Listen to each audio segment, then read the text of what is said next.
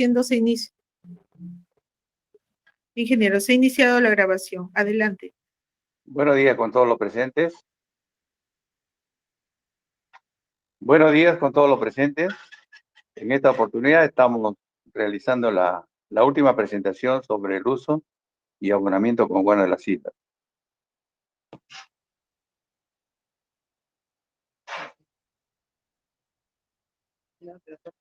Sí, ahí es. La próxima, por favor. La próxima diapositiva. Ahora sí. Bueno, como esta charla está orientada, digamos, está con énfasis a, como hemos venido viendo, diferentes elementos nutritivos. Ya hemos visto las funciones del nitrógeno, fósforo y potasio y sus deficiencias, qué es lo que genera en las plantas. En esta oportunidad, esta charla, si bien es sobre el uso del guano de las islas, está orientado también con mayor énfasis hacia las funciones principales del calcio, magnesio y azufre, a su vez los efectos que estos nutrientes generan en la planta cuando se encuentran deficientes en el suelo, con la finalidad de que el agricultor o los presentes puedan evidenciar estos efectos a fin de que seamos conscientes de que las plantas necesitan 12 elementos nutritivos, no solamente nitrógeno y fósforo, que es la costumbre mayormente, ¿no? Y muchas veces solamente aplicamos el nitrógeno. A ver la siguiente, por favor. El guano de las islas, ya conocido por todos nosotros, que es un producto de excelente calidad, y son las aves guaneras, como el pelícano, el guanay, ¿no? Y el piquero, que es la que tenemos en la diapositiva, que son las aves que nos aportan estos excelentes abonos orgánicos, ¿no? A la fecha se estimaba unos 4.600.000 aves, pero con estos problemas endémicos sobre la influencia aviar, es probable que vamos a tener que hacer un recuento, que ya más adelante les estaremos dando los alcances de todos, de cuánto se ha diezmado en la población aviar. El guano de las islas indudablemente está considerado como uno que es el mejor abono orgánico del mundo. ¿Por qué? Porque justamente tiene todos los nutrientes que las plantas requieren para crecer, desarrollar y darnos buena cosecha. Es decir, tiene los 12 elementos nutritivos. Pero sin embargo, el potasio es uno de los nutrientes, de los macronutrientes, que en este caso el guano de las islas está en pequeñas cantidades, porque como lo podemos evidenciar, no pasa, la tierra, no pasa del 2%, 2 o 3% como máximo. Entonces, esto nos genera una deficiencia para los cultivos, considerando que el potasio es requerido en cantidades similares o mayores que incluso que el nitrógeno. Por eso, durante el abonamiento es necesario conocer cómo se encuentran nuestros terrenos. Si tenemos un análisis de suelo, indudablemente vamos a poder evidenciar cuánto tiene, de acuerdo a eso, hacer los ajustes y hacer las aplicaciones, la compensación a lo que el guano no lo tiene, para que esta fórmula esté mucho más completa, más balanceada, ¿verdad?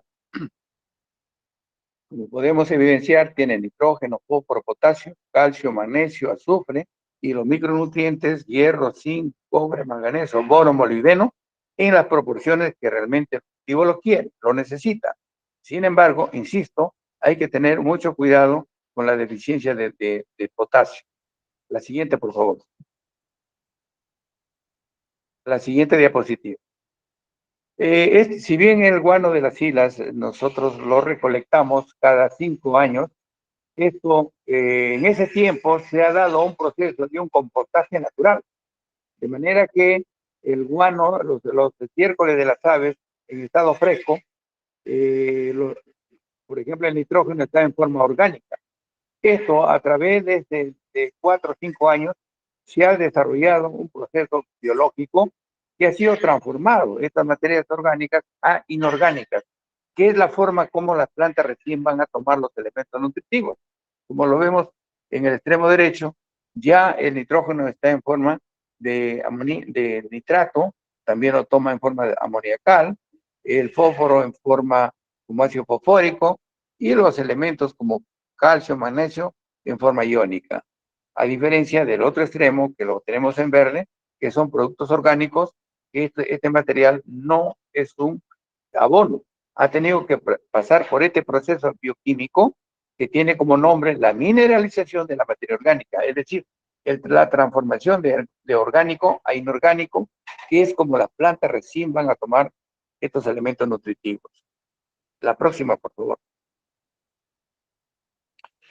Por otra parte, como acá podemos confirmar esa transformación o mineralización en el caso del nitrógeno, tiene un porcentaje, ¿no?, bastante significativo, porque ya tiene el nitrógeno disponible para las plantas, como vemos, un porcentaje que pasa el 40%. Lo mismo sucede con el fósforo. El fósforo incluso está como 60 y hasta hay casos que llega al 100% de su disponibilidad. En otras palabras, cuando nosotros extraemos el guano de las islas, ya viene con mayor del 40-45% disponible para que las plantas puedan aprovechar esos nutrientes. El restante en el campo, con esta microbiología más la que tiene el suelo, va a continuar su descomposición, su transformación, y al final del cultivo serán aprovechados todos los nutrientes, incluso quedan efectos residuales para el cultivo siguiente. La próxima, por favor. Dentro de las propiedades del guano de las islas, hemos dicho que es un producto natural, es un fertilizante completo porque tiene todos los nutrientes que necesita la planta. No es contaminante porque no tiene ningún elemento tóxico. Nosotros contamos con una certificación del guano, una certificación como producto orgánico, y para nosotros poder llegar a obtener esta certificación, hemos pasado por muchos filtros, entre otras cosas, las cantidades de metales pesados, que estamos muy por debajo de los estándares que exigen que se sigue a nivel internacional. Por eso que hemos podido conseguir esta certificación. Es biodegradable porque en su totalidad se llega a descomponer. Mejora las propiedades físicas, químicas y biológicas del suelo. Una vez que ya está descompuesto, mineralizado, indudablemente es soluble en agua. Estos nutrientes están dentro del agua, por eso que se llama la solución del suelo. ¿A qué se refiere solución? Es el agua más los elementos nutritivos que contiene el guano, es decir, el nitrógeno, el fósforo y todo el resto de nutrientes están dentro del agua, y es como la planta recién va a tomar estos nutrientes, ¿verdad? Incrementa la actividad microbiológica del suelo, porque el guano lleva en sí una carga de millones de microorganismos benéficos que se van a incorporar a lo que el suelo ya lo tiene, mejorando la fertilidad natural incluso del suelo, ¿no? Aporta nutrientes. Indudablemente, la descomposición de los productos orgánicos e inorgánicos, estamos aportando en promedio unos 140 kilos a 150 kilos de nitrógeno, 120 kilos de fósforo y unos 30 kilos de potasio. Estamos en calcio, magnesio, en las cantidades que la planta lo requiere. Estamos hablando de un problema de entre 60 a 80 kilos, y micronutrientes también, en las proporciones que mayormente la planta lo requiere, ¿verdad? Sobre respecto de sinergismo, ya hemos hecho una charla incluso específicamente sobre este concepto, porque el guano de las islas trabaja muy bien con los estiércoles vacunos o cualquier otro estiércol, pero previamente que haya sido compostado. Cuando ha sido compostado, los pocos nutrientes que tiene están a disponibilidad y puede mezclarse con el guano de las islas. Esto, en términos prácticos, ¿qué significa? Que el agricultor, si requiere aplicar unos 20 sacos a un determinado cultivo, podría aplicar 10 sacos de guano de las islas, bajando el costo, pero complementando con unas 4 o 5 toneladas de un estiércol previamente compostado. Hemos visto que esas mezclas potencian los efectos de una forma independiente, tanto del guano como del estiércol, obteniendo mejores resultados que si fuera guano solo o estiércol solo, ¿verdad? A eso se refiere el sinergismo. Cuando dos o más sustancias, en este caso se mezclan, se potencian para dar mejores resultados, que es lo que nosotros queremos. La próxima, por favor. Nosotros para realizar el abonamiento de los cultivos necesitamos obligadamente tener un punto de partida. Y ese punto de partida es el análisis químico del suelo, porque el análisis químico es la radiografía que nos está presentando qué es lo que tiene el suelo, ¿verdad? Cuánto de nitrógeno, si tiene problemas o está enfermo, puede ser que en la selva, por ejemplo, suelos ácidos, hay presencia de aluminio, todos estos efectos se van a evidenciar en el análisis del suelo. Por eso que es necesario que el agricultor cuente, por lo menos con cada 5 años, hacer un análisis básico, un análisis elemental, el análisis de fertilidad, que es un análisis que le va a costar entre 30 a 40 soles, no es mucho, pero sí va a ayudar para que los técnicos, los especialistas que lo apoyan, puedan ellos interpretar cómo están los elementos nutritivos para que se puedan hacer los abonamientos adecuados. Si no tenemos el punto de partida, qué es lo que tiene el suelo, o si tiene algún problema, no lo podemos evidenciar. Por eso que en este punto vamos a ver la necesidad y la necesidad que el suelo requiere este análisis químico y vamos a orientar cómo poder obtenerlo. ¿Sí? La siguiente, por favor. Acá tenemos todos los elementos esenciales que requieren los cultivos para crecer, desarrollar y darnos buenas cosechas. Acá estamos hablando, en el color amarillo tenemos los macroelementos, tenemos elementos secundarios y los micronutrientes. En total, estamos hablando de 12 a 13 nutrientes. ¿Por qué macroelementos? El nitrógeno, fósforo y potasio. Porque las cantidades que nos piden los cultivos son grandes, de 40, 50 kilos, que lleva hasta 300 o más kilos de nitrógeno, en promedio de 120 a 150 kilos de fósforo, y en potasio estamos hablando igual, en cantidades que van de 70 hasta 300, 600, 700 kilos, como el banano, el plátano, es uno de los cultivos más exigentes en potasio. Por eso se denomina macroelementos por grandes cantidades que requieren los cultivos. Los elementos secundarios como el calcio, magnesio y azufre son intermedios que están entre el orden de los 20 a 40 kilos por hectárea. Y los microelementos, pequeños, estamos hablando de gramos a pocos kilos, ¿no? Por ejemplo, el boro, que cumple importantísimas funciones, pero que lo requieren los cultivos entre 100 a 200, 300 gramos por hectárea. Entonces, en ese orden están los otros nutrientes, ¿no? Que puede llegar a algunos kilos. Sin embargo, se considera como micronutrientes por las cantidades pequeñas que se está presentando. Y como decíamos, en esta oportunidad queremos dar mayor énfasis al calcio, magnesio y azufre, porque ya anteriormente hemos tratado sobre el nitrógeno, el fósforo y el potasio. Entonces ahora vamos a tocar estos 3 elementos secundarios, que cada uno de estos elementos son elementos esenciales. Ya también hemos conversado, se ha tratado sobre la esencialidad de los elementos. ¿Por qué es esencial?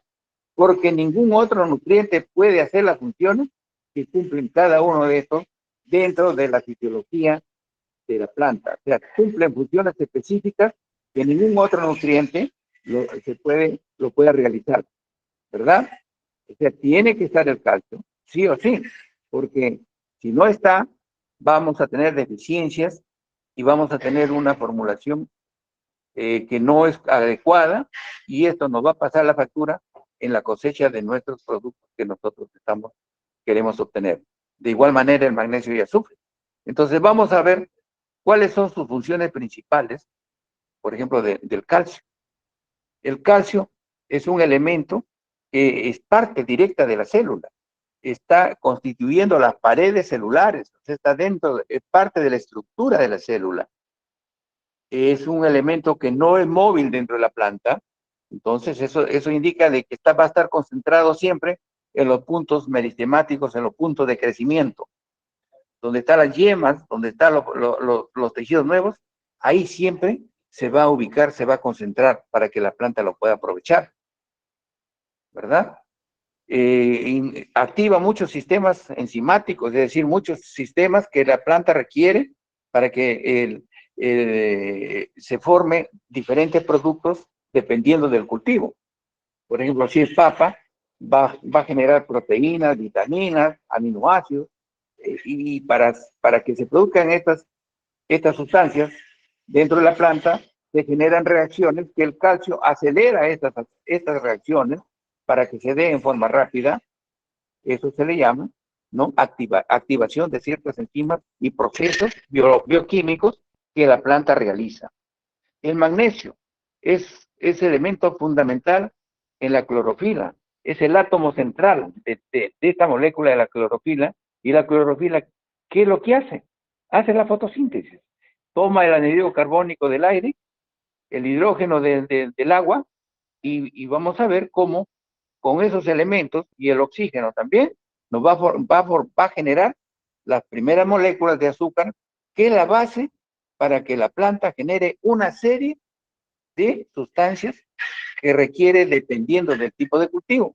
Es decir, las plantas son organismos vivos que generan sus propios alimentos, y la base para formar la estructura de la planta primero desarrolla toda su estructura, y luego cuando ya tiene todos sus órganos completos y bien desarrollados, comienza a generar lo que el agricultor busca, el producto a cosechar, que no es nada más que son los órganos de reserva que la planta, una vez que ya ha constituido su estructura, comienza a almacenar los elementos nutritivos y las diferentes sustancias dependiendo del cultivo. Si es papa, los almidones; si es café o si es cacao, como vemos, diferentes sustancias se van a ir generando dependiendo del cultivo que nosotros tenemos, ¿verdad? También el magnesio es importantísimo porque aparte de generar prácticamente, es uno de los elementos que genera el origen que está generando la vida, porque la planta aprovecha la energía luminosa, lo transforma en energía química, y conjuntamente con estos elementos que hemos conversado, de hidrógeno, oxígeno, ¿no? Se forman las moléculas que las plantas nos van a producir los diferentes productos que nosotros lo utilizamos para nuestra alimentación. El azufre de igual manera. El azufre es un elemento que forma parte de aminoácidos esenciales, como la metionina, ¿no? Que son elementos básicos para la formación de proteínas azufradas, ¿verdad? Es parte de una serie de vitaminas. Entonces, como podemos ver, estos son elementos básicos, esenciales para la vida para la vida y continuación de la planta, porque esto, para generar una serie de productos, requiere estos nutrientes que no trabajan en forma independiente, sino en forma organizada, que en todo en su conjunto van a ayudar para que nos den buenas cosechas. La próxima, por favor. Sarita, acá podemos evidenciar, fíjense, la deficiencia de calcio, deficiencia de magnesio, deficiencia de azufre. O sea, ¿qué es lo que nos genera cuando un suelo es pobre en calcio, pobre en magnesio, pobre en azufre? Podemos ver en la parte superior izquierda, ¿no? Cómo el tomate o otros frutos están afectados, hay pudrición en las partes apicales, ¿m? Porque, como hemos dicho, el calcio no es móvil, está siempre en los puntos de crecimiento, y al ser escaso se genera una pudrición en la parte apical. Entonces nuestra cosecha acá fracasaría, a diferencia de un tomate que tenemos en la parte inferior, de buena calidad, que tiene todos los elementos nutritivos. Entonces podemos, ¿dónde queremos estar? Arriba, con una mala producción, donde hemos trabajado y nuestra cosecha se malogró, no hemos podido vender absolutamente nada, a diferencia de los productos de calidad que podemos obtener aplicando lo que realmente la planta requiere, ¿verdad? Lo mismo sucede en el magnesio. En el magnesio, ya hemos dicho de que es el generador de toda la materia prima que la planta va a utilizarla para generar todos los elementos que la planta requiere, y luego formar los frutos que nosotros vamos a cosechar.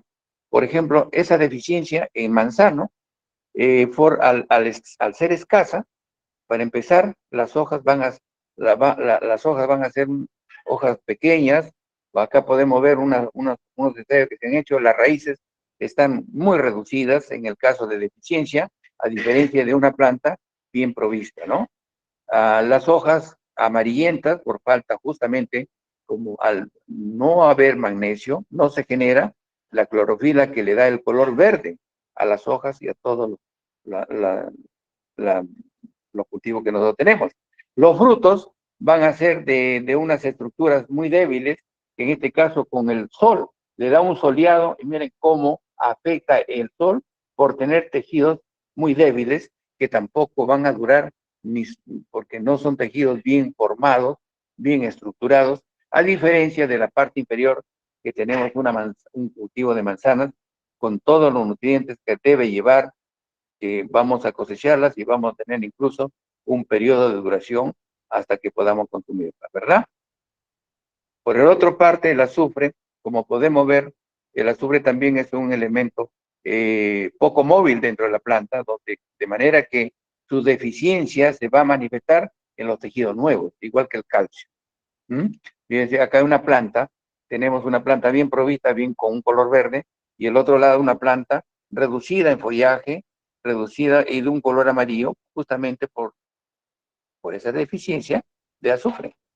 Acá tenemos también en frutos una coloración que no corresponde, ¿no? Un color desmayado por la deficiencia de las proteínas que genera el azúcar.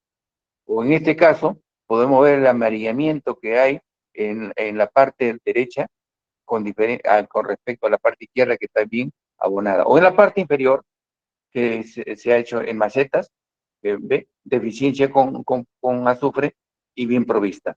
La diferencia, indudablemente, este producto amarillento ya no va a ser, no nos va a servir ni para poderlo consumir. Ahí está la diferencia entre hacer un buen abonamiento y no y hacerlo como a veces nosotros queremos.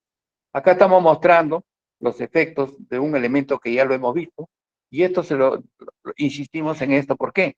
Porque el potasio, si bien no es parte de la estructura propia de la célula, interviene dentro de ella apoyando una serie de reacciones y movilizaciones. En este caso, estamos evidenciando cómo el potasio, que está graficado con el punto rojo, traslada a los azúcares hacia las hojas, ¿no? De las hojas donde se han generado hacia los puntos donde la planta lo va a necesitar.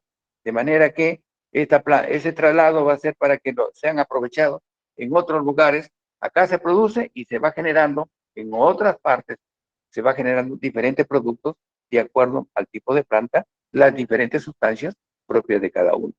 La próxima, por favor. Acá entramos al análisis químico del suelo, propiamente dicho. Nuestro país está conformado por 3 regiones naturales, la costa, y con ella también tiene sus propias características de los suelos. Los suelos de la costa son suelos arenosos. Por ejemplo, acá vemos suelos nuevos en la parte inferior, suelos evidenciados, son suelos pobres, arenosos.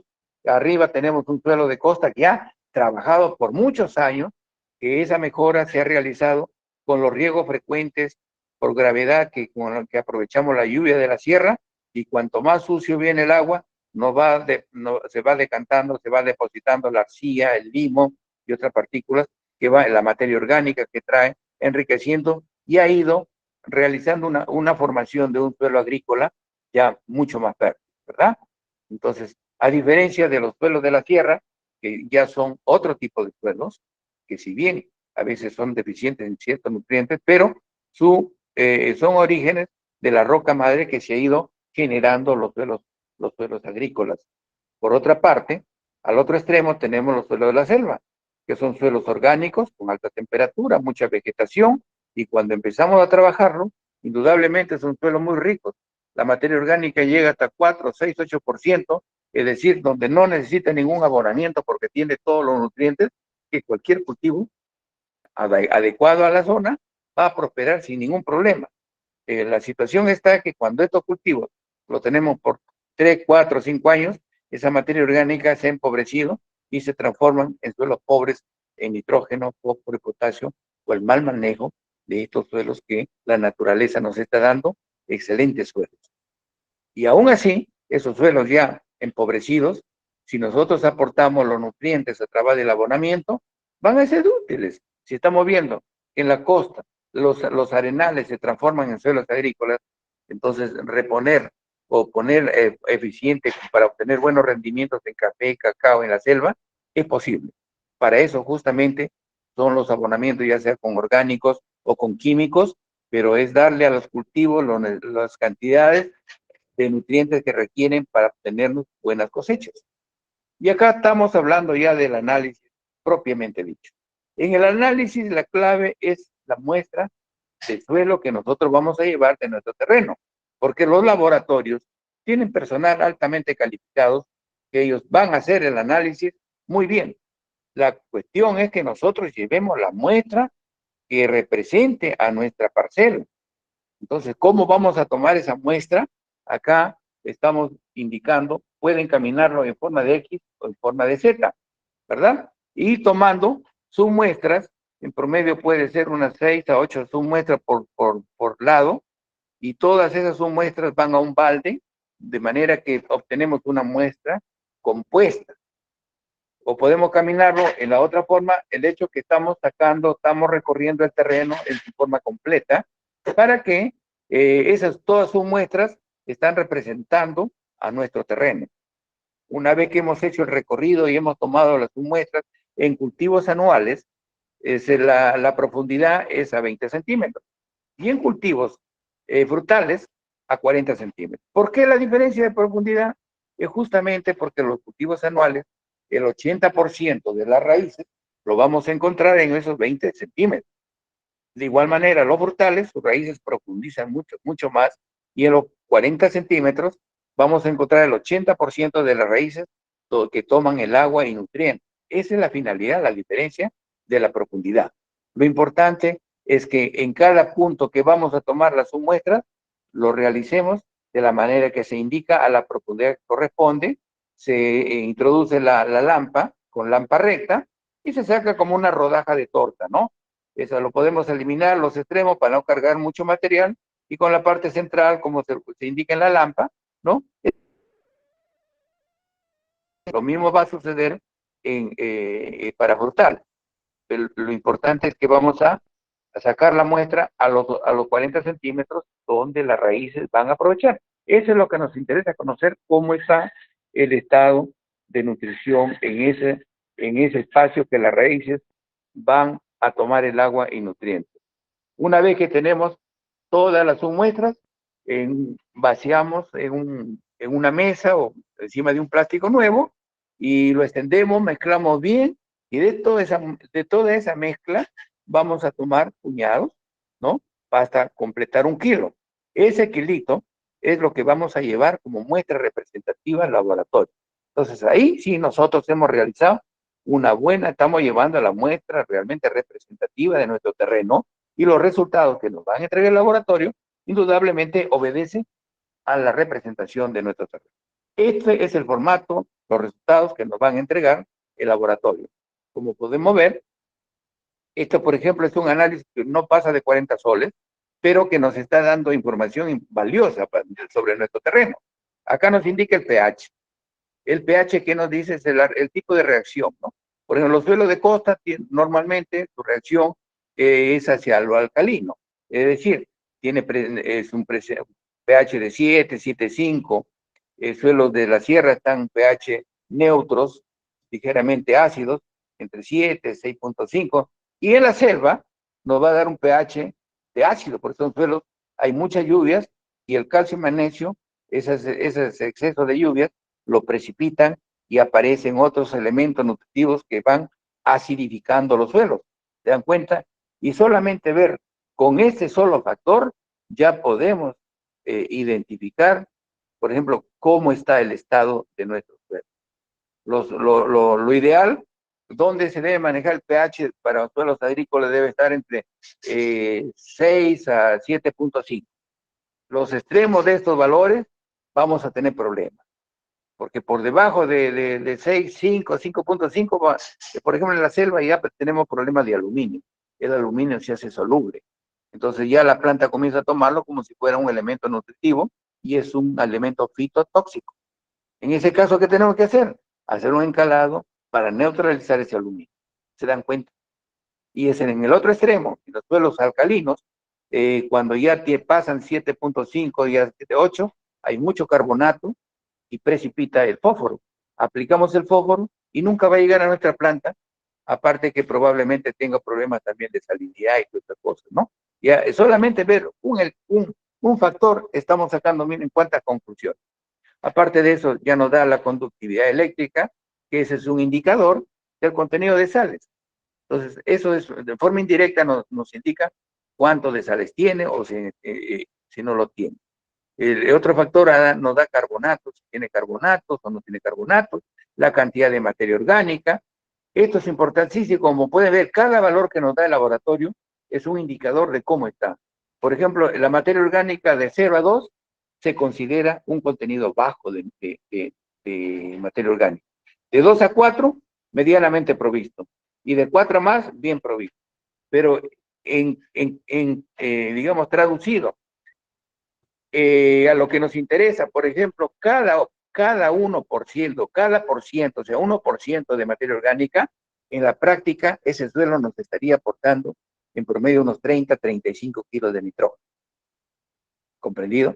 Si mi suelo tiene 2%, me está aportando 60 kilos de nitrógeno. Si mi cultivo, por ejemplo, me pide 100 kilos de nitrógeno, ¿qué es lo que voy a hacer? Voy a aplicar la diferencia, porque ya mi suelo me estaría dando 60 kilos y yo voy a aplicar los 40 kilos. ¿Se dan cuenta? Eso puedo hacerlo porque cuento con el análisis, pero si no tengo el análisis, yo voy a estar posiblemente aplicando más de lo que requiere, más del nitrógeno, y no estoy aplicando lo que los otros elementos puede hacer que sea más necesario que el nitrógeno. Lo mismo pasa con el fósforo. ¿Ves?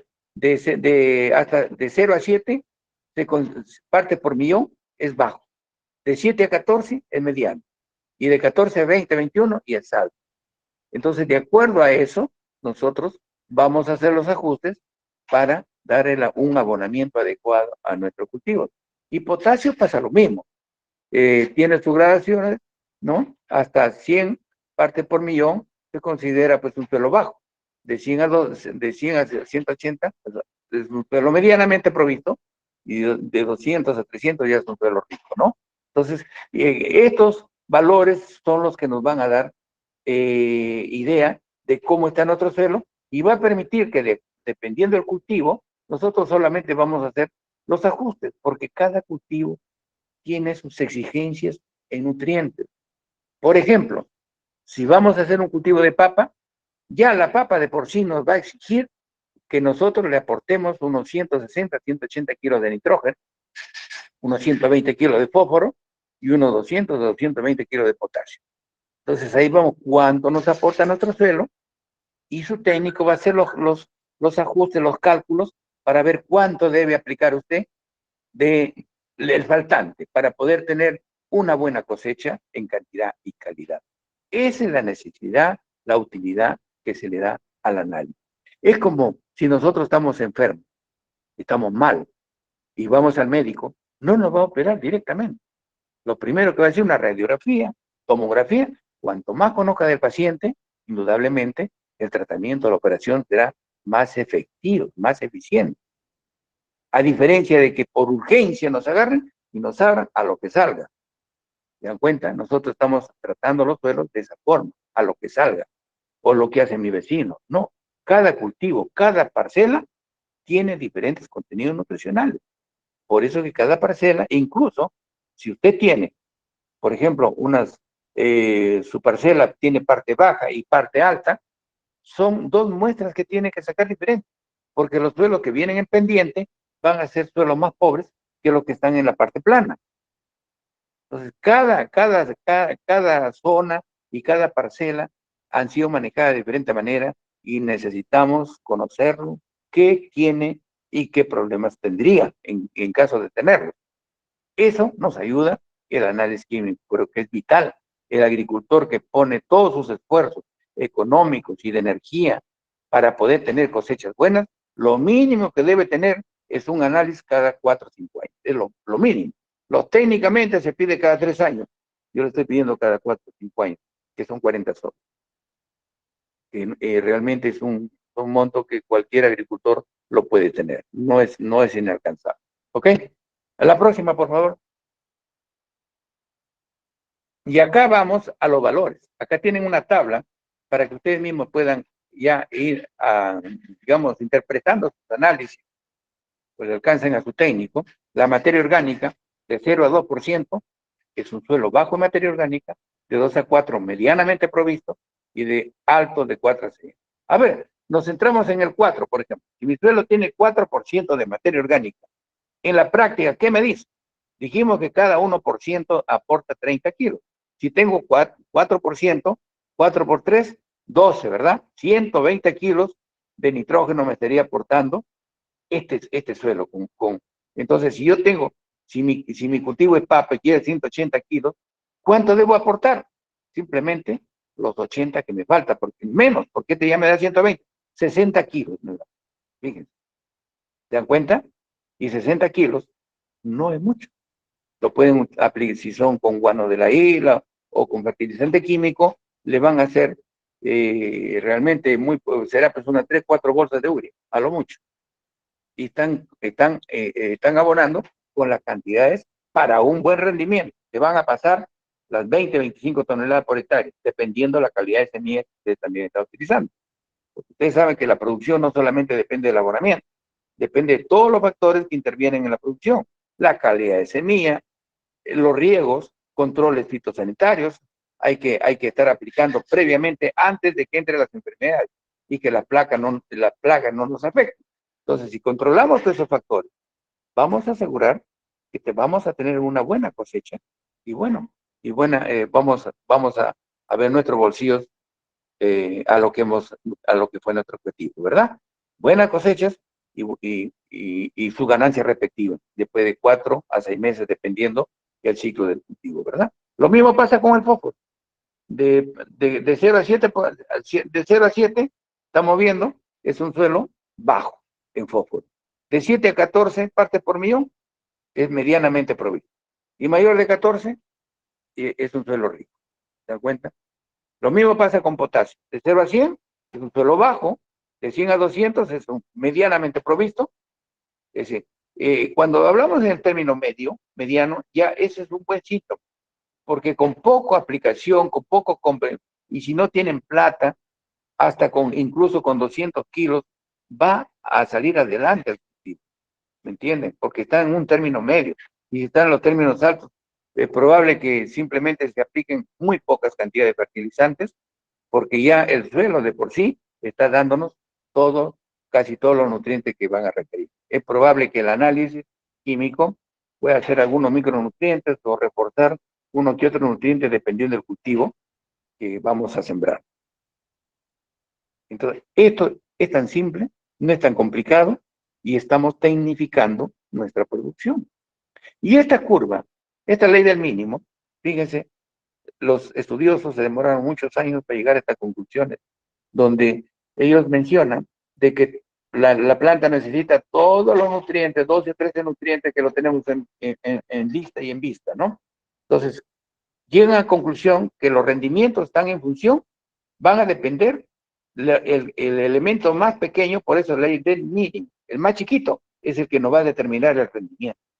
En este caso, por ejemplo, si nosotros queremos obtener unas 25 toneladas, nos hemos proyectado de papa, y si mi tierra me da así sin abonamiento, dice tú que era 25, pero yo, suelo, te voy a dar 10 toneladitas. Hasta ahí te doy. Pero como el señor siempre le echa urea, siempre posiblemente echa para 35 toneladas. Ahí sale otro enano. Viene el fósforo y te dice, tú tendrás para 40, 30, pero ahora mando yo. Y te voy a dar solamente 15 toneladitas. Es decir, si nosotros queremos al nivel de 25, todos los nutrientes tienen que estar en ese umbral. Todos tienen que aportar para que la rendición, la productividad se llegue a dar a las 25 toneladas que queremos. De lo contrario, hasta el boro, que es chiquitito, 100 gramos, si no lo tiene, nos va a fregar la vida porque nos va a dar una mala calidad, una pésima cosecha por no haber echado esos 100 gramitos de boro. ¿Se dan cuenta? En cambio, si nosotros hacemos un abonamiento completo, pues vamos a tener los resultados. Acá vemos, por ejemplo, acá la persona está abonando su banano, plátano, ¿no? Y todos estos trabajos, ¿a dónde van? A obtener productos de calidad. Este es un abono banano orgánico, está usando guano de las islas, y bueno, ya vamos a ver posteriormente los efectos de estos abonamientos, ¿sí? A ver la siguiente, por favor. Acá ustedes ven, ya ese banano ha crecido y está para exportación. Están cubiertos, ¿no? Con material de celofán para que no entren los insectos picadores, porque pican y malogran la calidad del producto. Se va a ver unos puntos negros y ya no califica para exportación. Por otra parte, acá, por ejemplo, en el cultivo de papa que mencionábamos, fíjense su requerimiento del cultivo, que nos dice en nitrógeno, ¿cuánto nos pide? 180 a 200 kilos de nitrógeno, fósforo entre 80 a 100 kilos y potasio más de 200 kilos, ¿verdad? Entonces, si nosotros hacemos con guano de las islas, vamos a aplicar entre 1 tonelada y 1,2 toneladas, dependiendo de la fertilidad del suelo. Si nosotros hacemos estas aplicaciones que corresponden de acuerdo con, siempre considerando el análisis, porque ese es el punto de partida. Toda esta cantidad que vamos a aplicar dependerá de la fertilidad natural de su parcela, y lo que vamos a aplicar es el complemento al requerimiento de cada cultivo. No se olviden siempre que el 80% de las raíces se encuentran en los primeros centímetros, por eso que hacemos los análisis químicos a la profundidad de 20 centímetros, que ahí está. Y acá tenemos la cosecha de nuestro papa. El cultivo de papa, ya acá están sembrando, están abonando, están fertilizando. Ya ustedes conocen mejor la forma de aplicar, entre papa y papa, o también puede ser chorro continuo al costado de la papa, ¿verdad? Y luego vamos a ver la calidad de la semilla, eso es importantísimo. Hay que estar refrescando siempre la semilla, no usar el mismo material, porque llega un momento que se reducen los rendimientos a la mitad de nuestra cosecha. Siempre hay que estar refrescando la semilla, ¿sí? Y acá tenemos las cosechas, si nosotros hemos hecho las cosas como deben ser, ¿no? O sea, buena semilla de calidad, los abonamientos adecuados, control de plagas y enfermedades, y acá tenemos los resultados. Platita para la casa, la mejora de la familia, la educación, la alimentación, y es la base. Para eso es el trabajo. A ver, la próxima, por favor. Acá vamos a analizar otro cultivo, un cultivo de selva, un cultivo como el café. Por ejemplo, si nosotros queremos tener buenos rendimientos, estamos hablando pues de unos 140 kilos de nitrógeno como mínimo, ¿no? De fósforo, unos 80 kilos, y potasio, más de 100 kilos. Fíjense, acá el café, por ejemplo, más exigente en potasio que en nitrógeno. Es lo que les decía. Cada cultivo tiene sus propias necesidades y preferencias por uno u otro nutriente. Entonces, si nosotros aplicamos las cantidades que realmente y la forma, cómo, de dónde debemos aplicarlo, vamos a tener los resultados esperados. Y eso siempre partiendo de un análisis, porque siempre va a ser el punto de partida para ver cuánto debo complementar, nada más. ¿Qué es lo que me aporta mi suelo y qué es lo que me pide cultivo? Yo debo complementar para llegar a lo que me está pidiendo mi cultivo para tener un buen resultado. La próxima, por favor. Acá vemos que el señor está trabajando en pendiente. Cuando se trabaja en pendiente, el abonamiento se hace en media luna en la parte superior, desde luego, ¿no? Se abre, se abona y se cubre nuevamente. Siempre todo lo que es abono y fertilizantes hay que tapar, hay que cubrir, porque de lo contrario, con el calor, el sol, por ejemplo, el nitrógeno tiende a volatilizarse, se gasifica y perdemos parte del nitrógeno. Por eso hay que cubrir siempre. ¿Ok? A la próxima, por favor. Y bueno, ya saben ustedes que la agricultura no es nada fácil. Son trabajos, son procesos, es muy oneroso. Acá, por ejemplo, vemos el café que viene desde el vivero, son plantitas bebé que acá se tiene un promedio de unos 2 o 3 meses para luego ir a trasplante, criar esas plantitas hasta que estén en punto de producción y dándoles sus alimentos, sus abonamientos, su agua, todo lo que requieren, vamos a tener las cosechas que nosotros esperamos. La agricultura, nada en la vida es fácil. y la agricultura menos.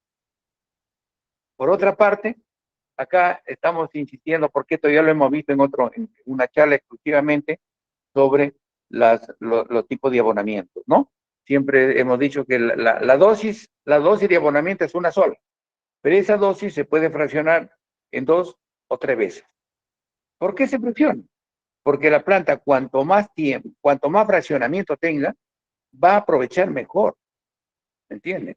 Por eso que los riegos presurizados, ahora los riegos que se hacen cuando se hace riego por goteo, se le puede dar de acuerdo a los estados de la planta, en qué momento requiere más, se le va dando en ese momento la mayor cantidad de elementos que requiere.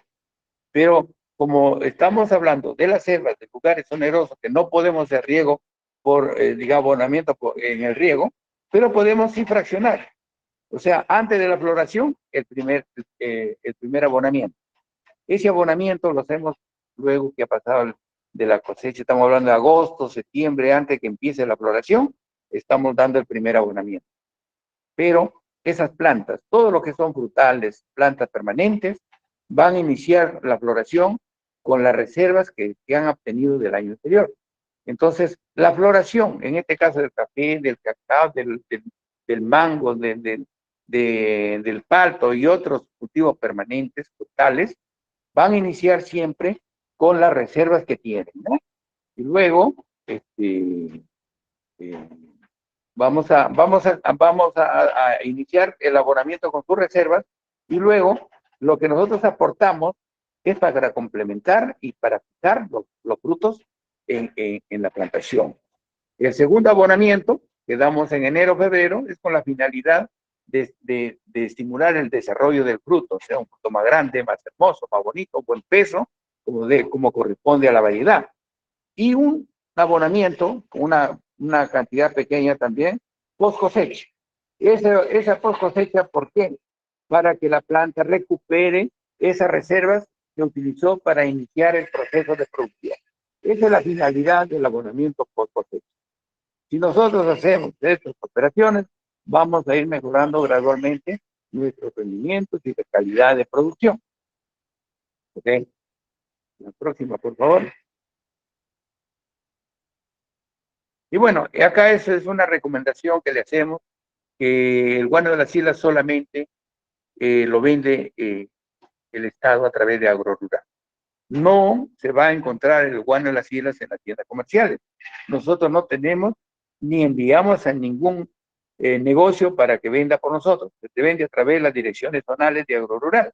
Y también, o también si son ya agricultores organizados, lo pueden comprar directamente para la sede central, donde se indica, ahí está el correo, guano de isla, Agrorural, están los teléfonos, pero no comprar, evitar la compra en tiendas comerciales, por más barato que les ofrezcan, o una historia bonita que le pintan, no es guano, casi estamos por seguro, porque nosotros no le vendemos a nadie para que revenda. El producto es venta directa de Agrorural a los agricultores.